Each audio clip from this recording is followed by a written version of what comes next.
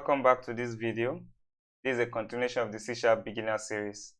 In this video, we'll be looking at what control flow in C# is.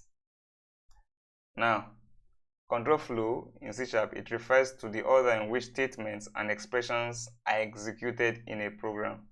And remember, I have said that the way the program flows in C# is from top to bottom. So C# provides various control flow statements that allow you to control the execution flow based on conditions, based on loops, and based on branching.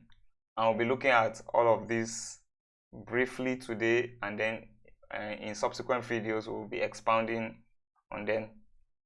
So we have basically 4 different categories of control flow statements.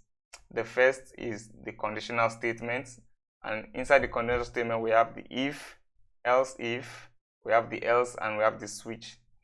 When we come to the looping statement, we have for, while, do while, and we have for each. For the jumping statement, we have continue, break, we have the return statement, we have the go to statement. And for exception handling, we have the try catch and the finally. So basically, this video is just to bring to our knowledge that we have the control flow and we have 4 subtypes under it.